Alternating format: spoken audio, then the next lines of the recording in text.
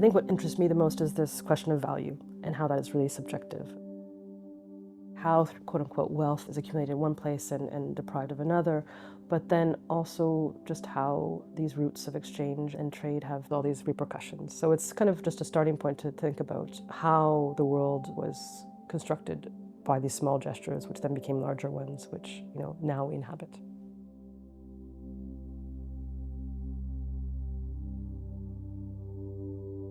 The question of subjective value was really at the heart of the exhibition at the Canadian Pavilion in Venice called Trinket.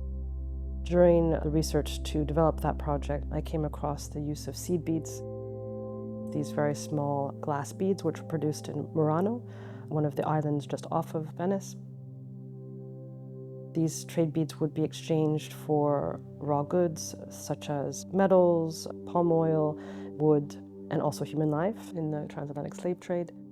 And so the works that one sees upstairs on the street level of the gallery are basically a marriage of the space in which two commodities are exchanged for one another.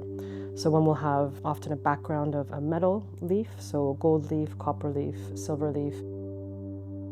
And in another instance, one will also find mahogany. In front of them, we have these draped curtains, which are confected with small seed beads. Marrying these two objects together was to create a place of alchemy and transition, and the titles themselves of the works is called a coincidence of wants. This economic term, basically the notion that in barter economies, there needs to be a mutual desire to trade one material for another. So there is a coincidence, there is a converging of two wants that allows for exchange beyond the monetary system.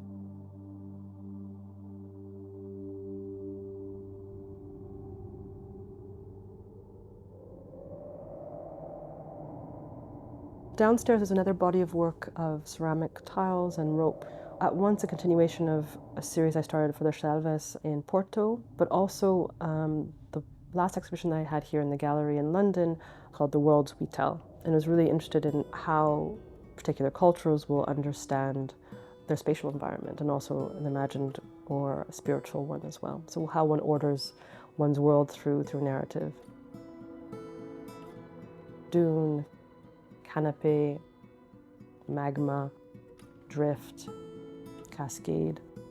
All of those titles point towards this distilling of elements that are used in world making. So water, of course, tectonic plates shifting, creating rifts.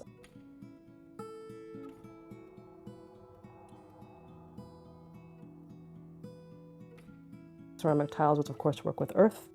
The majority of them have ropes on them as well. That's a material that I used in the past couple of years. First on a very large scale at the CAPC in Bordeaux in France.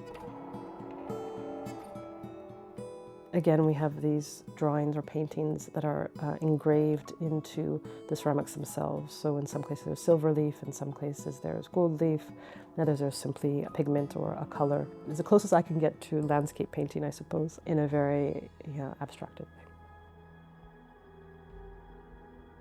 In some ways, upstairs is, I guess, the first chapter of kind of looking at how our world is constructed as it is, and downstairs is maybe more of this speculative, almost utopian idea of thinking about the elements that could create a new territory.